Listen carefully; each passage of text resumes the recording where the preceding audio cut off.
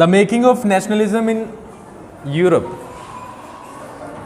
If you look at the map of mid 18th century, Europe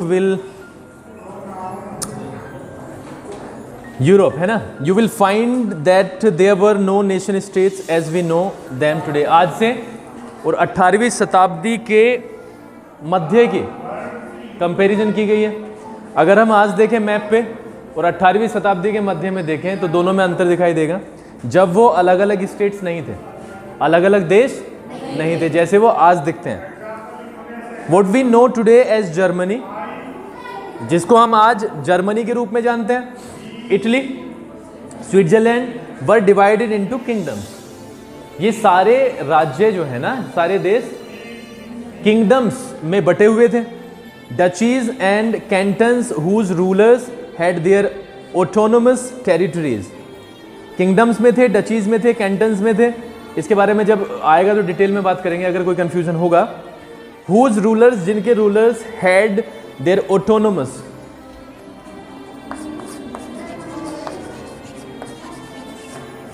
MOUS, autonomous NO MOUS है ना, MO क्या मतलब होता है?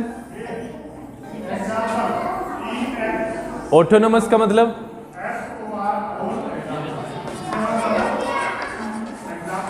का मतलब होता है शायद निरंकुश, जिस पर कोई अंकुश ना हो। ये उसी से मिलता जुलता एक वर्ड है और देख लेते हैं। हाँ, स्वतंत्र होता है। ऑटोनोमस मतलब स्वतंत्र।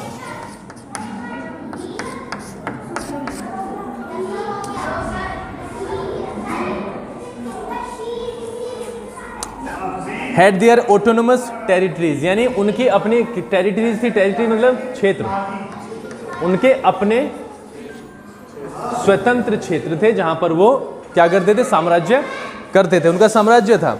Eastern and central Europe were under autocratic monarchies with in the territories of which lived diverse people. अगर हम बात करें ईस्टर्न और सेंट्रल यूरोप की, तो वो एक ऑटोक्रेटिक मोनार्कीज थी। ऑटोक्रेटिक का मतलब आया निरंकुश, ठीक है, यानी मोनार्की तानाशाही वाली जो सरकार होती है। तो अगर ईस्टर्न और सेंट्रल यूरोप की अगर हम बात करें तो वहां पर मोनार्की थी with in the territories of which, जिसके टेरिटरीज के अंदर कौन रहते थे? Diverse people. डाइवर्स का मतलब भिन्न भिन्न, अलग अलग कास्ट, क्रीड के, रेस के। They did not see themselves as sharing a collective identity or a common culture। ये बहुत इंपॉर्टेंट है। लेकिन उनमें कोई भी एक ऐसा पॉइंट नहीं था जो वो अपने आप को एक तरीके से यूनाइटेड मान सके। कोई उनकी जो आइडेंटिटी थी वो शेयरिंग आइडेंटिटी नहीं थी, कलेक्टिव आइडेंटिटी नहीं थी, कॉमन कल्चर भी नहीं था। Often they even spoke different languages, और अक्सर वे अलग अलग भाषाएं बोलते थे। Belong to different ethnic groups, और अलग अलग वो एथनिक ग्रुप से वो बिलोंग करते थे। अब एथनिक का मतलब कहाँ से आया?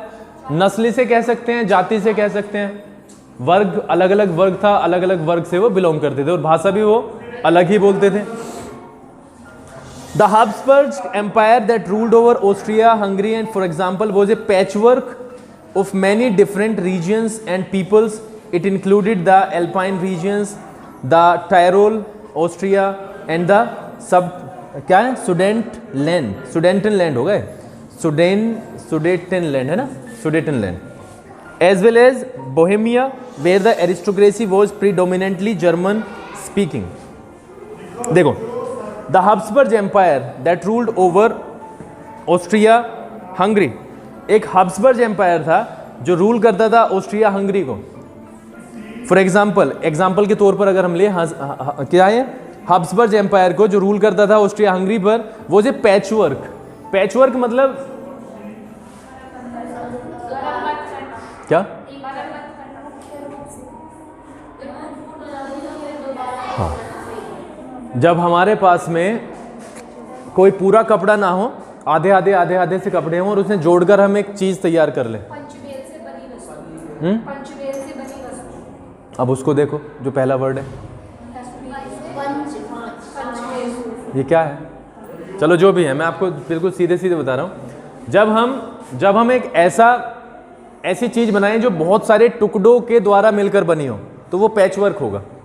तो ये जो एम्पायर था ना, वो ऐसा नहीं था कि अलग था, वो किसी टुकड़े से मिलकर बना हुआ था, जिसमें क्या क्या शामिल था देखो, देखो एल्पाइन रीजन्स का क्या क्या था, टेरोल, ऑस्ट्रिया और स्टूडेंट लैंड था, एज वेल एज बोहेमिया भी शामिल था, where the aristocracy was predominantly German speaking, जहां पर जो तानाशाही थी ना, जो तानाशाही थी, प्रीडोमिनेंटली का मतलब है जिसका दबदबा हो, जो बिल्कुल हावी हो, और जो एरिस्टोक्रेसी थी वो थी जर्मन स्पीकिंग, यानी वो क्या बोलती थी। हाँ, अब पैचवर्क से ज़्यादा कंफ्यूज तो नहीं हुए ना? अगर पैचवर्क से कंफ्यूज हो तो फिर मैं इसके बारे में अलग बताऊंगा फिर क्या है पैचवर्क का मतलब। अभी भी मैं एग्जांपल ले रहा हूँ कपड़ों का, जैसे सपोज करो इतने इतने पीसेस हैं और हमने उसका बैग बना लिया। एक तो वो होता है कि हमारे पास में फ्रेश एक न्यू क्लॉथ है उसका बैग बनाया, दूसरा होता है हम छोटे छोटे टुकड़े जो हमारे पास में बचे पड़े थे उनका हमने बैग बनाया। तो अगर मैं एक वर्ड दूं आपको तो ये पैचवर्क होगा। वैसे इसका जो मतलब आ रहा है वो उलझन आ रहा है, उलझन मतलब गड़बड़, जहां पर एकाधिकार ना हो, जो अलग अलग टुकड़ों से मिलकर बना हुआ हो, कुछ इस तरीके का। खैर देखते हैं। It also included the Italian speaking provinces of Lombardy and Venetia, और इसके अंदर इटालियन स्पीकिंग प्रोविंसेस भी थे, प्रांत भी थे, लोम्बार्डी के और वेनेशिया के। In Hungary half of the population spoke Magyar. अगर हंगरी की बात करें, हाफ ऑफ द पॉपुलेशन, आधी पॉपुलेशन कौन सी भाषा बोलती थी? Magyar. While the other half spoke a variety of dialects, और जबकि जो आधी बची हुई थी वो अलग अलग तरीके के डायलेक्ट्स, यानी जो देसी भाषा थी, जो प्रांतीय भाषा थी वहीं की, जिसे हम लोकल भाषा कहते हैं, वो उसमें बात करते थे। In Galicia the aristocracy spoke Polish, और अगर गैलिसिया की बात करें, जो एरिस्टोक्रेसी थे, एरिस्टोक्रेसी मतलब जो कुलीन वर्ग होता है, अमीर जो विशिष्ट लोग होते हैं, वो क्या किस में बात करते थे? पोलिश में बात करते थे। Besides these three dominant groups there also lived within the boundaries of the empire a mass of subject peasant peoples. और इन तीन डोमिनेंट ग्रुप्स के अलावा, डोमिनेंट मतलब जिसका अधिकार हो, आधिपत्य हो, इन तीनों के अलावा वहां पर बहुत सारे लोग और भी रहते थे। वो थे सब्जेक्ट पीजेंट पीपल्स, यानी जो गुलाम बनाए हुए थे। पीजेंट, पीजेंट मतलब किसान। Bohemians and Slovaks to the north, Bohemians और स्लोवाक्स रहते थे नॉर्थ की तरफ। Slovenes in Carniola, Croats to the south and Romans to the east in Transylvania. ये चारों के चारों पांचों, जो चारों के चारों साइड्स आई हैं, इसको आप याद करेंगे तभी याद होगा। Such differences did not easily promote a sense of political unity. अगर हम इतने सारे डिफरेंस के बीच में रहेंगे तो राजनीतिक जो एकता होती है वो कभी भी प्रमोशन उसका हो ही नहीं सकता। प्रमोट का मतलब बढ़ावा देना। हमारा राष्ट्रगान हमें एकता के लिए बढ़ावा देता है, हमारा कल्चर, लेकिन जब डिफरेंसेस आए हैं तब यहाँ पे प्रमोट हुआ है। और नेगेटिवली क्या कहा है कि इस तरीके के अगर डिफरेंसेस होंगे तो आसान नहीं होगा राजनीतिक एकता को बनाए रखना। The only tie binding these diverse groups, सिर्फ एक ही टाई था, एक ही बिंदु जिससे ये आपस में बंधे हुए थे, वो था a common allegiance to the emperor. Allegiance मतलब अधीनता, अधीनता मतलब गुलामी। एलिजियंस मतलब अधीनता, अधीनता का मतलब होता है गुलामी। यानी एक ही टाई था इनमें एक सा होने का। ये एक से सिर्फ एक वजह से थे कि ये एक ही एम्परर के दास थे, यानी एक ही एम्परर को के साम्राज्य में थे। How did nationalism and the idea of the nation state emerge. Nationalism का आइडिया किस तरीके से उत्पन्न हुआ और किस तरीके से आइडिया ऑफ द नेशन आया, नेशन स्टेट आया। द एरिस्टोक्रेसी यानी कुलीन वर्ग, यानी विशिष्ट लोग, अमीर लोग, and the new middle class, और नई जो मध्य वर्ग जो आया उसका emergence. Socially and politically a landed aristocracy was the dominant class on the continent. अगर हम इस कॉन्टिनेंट की बात करें तो एरिस्टोक्रेसी, जो लैंडेड एरिस्टोक्रेसी थी, यानी जमींदार थे ये लोग, वो क्या थी? डोमिनेंट क्लास थी। डोमिनेंट अभी फिर से आया, एक वर्ड दे देता हूं तुम्हें, दबदबा होता है एक शब्द। दबदबा मतलब जिसकी हुकूमत चलती हो एक तरीके से पूरे एरिया में, और ये हो जाएगा डोमिनेंट। प्रेबल, प्रेबल मतलब प्रभावी, प्रभावी, प्रभावशाली, तो डोमिनेंट क्लास थी ये। The members of this class were united by a common way of life that cut across regional divisions. इस क्लास के जो मेंबर्स थे वो आपस में यूनाइटेड थे, कॉमन वे ऑफ लाइफ, यानी साझा इसमें बहुत सारी चीज थी साझेदारी वाली, और ये सिर्फ रीजनल डिवीजन से बहुत आगे बढ़ चुकी थी। कट अक्रॉस का मतलब आगे चले जाना, ऐसा नहीं था कि ये एक ही जगह पे रहते थे तो ये यूनाइटेड थे, लेकिन इनका जो पूरा का पूरा सिस्टम था इस रीजनल डिवीजन, क्या है डिवीजन आया ना, हाँ, रीजनल डिवीजन्स के अलावा भी ये बहुत सारे तरीके से आपस में जुड़े हुए थे। अब आगे आएगा, they owned states in the countryside. अगर हम गाँवों की बात करें तो उनके पास में जमीन होती थी, जायदाद होती थी, एंड ऑल्सो टाउन हाउसेज, और शहरों में उनके होते थे घर। They spoke French for purposes, they आया है सारे, they spoke French for purposes of diplomacy. Diplomacy मतलब राजनीति का, अगर इन्हें अपना मतलब निकालना है, अगर इन्हें राजनीतिक माहौल में बात करनी है जाके, तो ये क्या बोलते थे, ये फ्रेंच बोलते थे। एंड इन हाई सोसाइटी, और हाई सोसाइटी में ये क्या बोलते थे, फ्रेंच बोलते थे।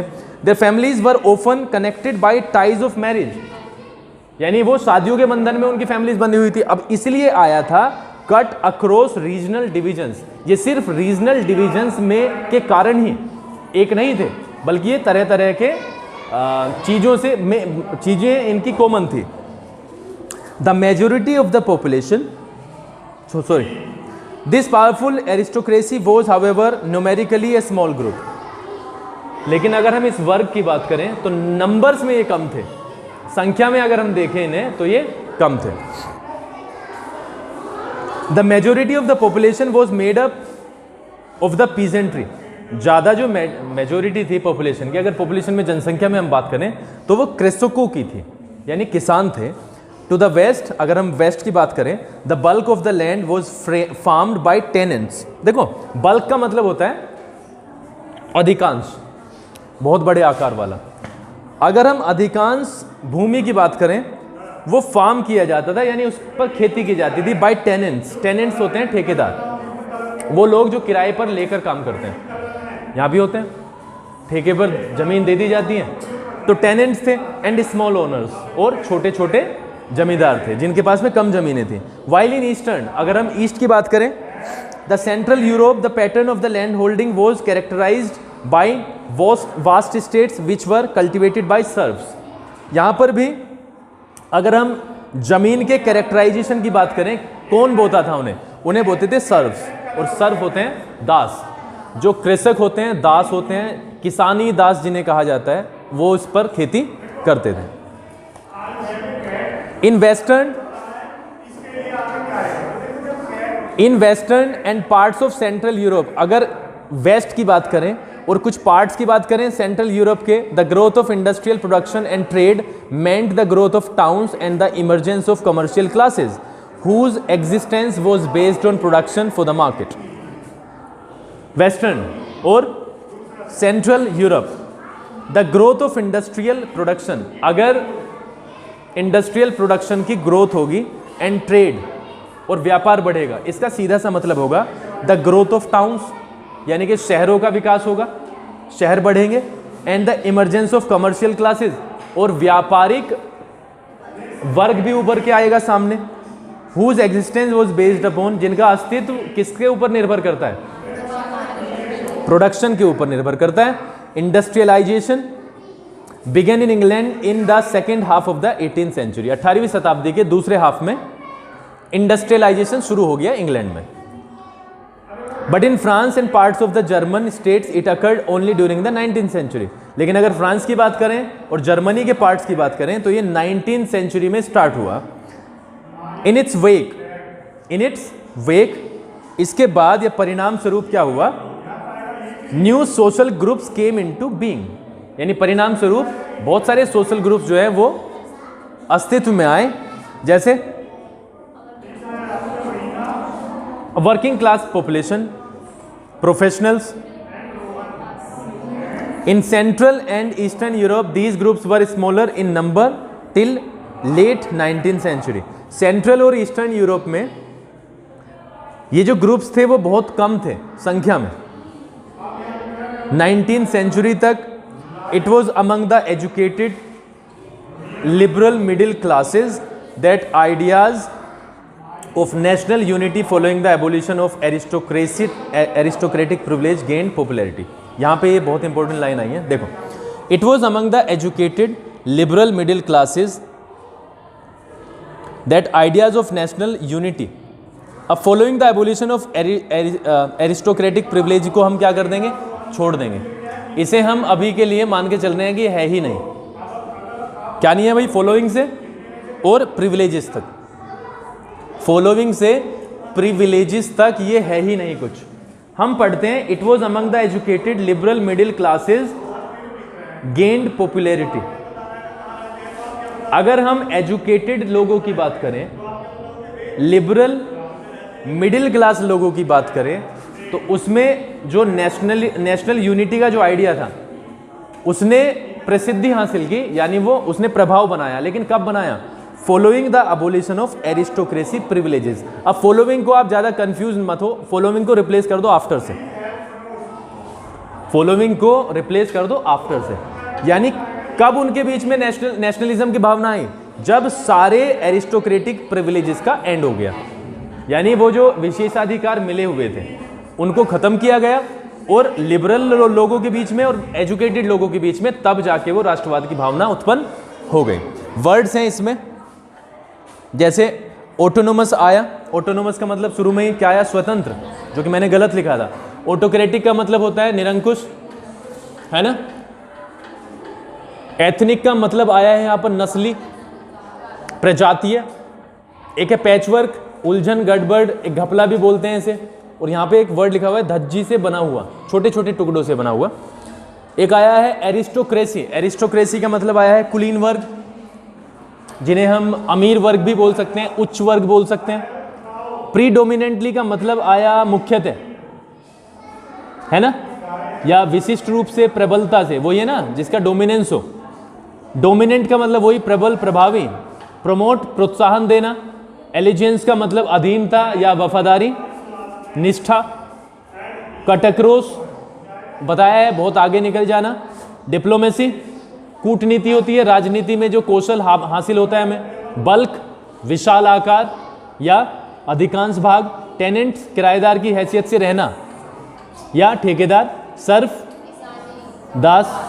और एक वेक आया है, कई बार यूज होता है in the wake of, in the wake of, और ये होता है परिणाम स्वरूप, यानी इसके परिणाम के कारण. ठीक है, तो ये है तुम्हारा यहाँ तक.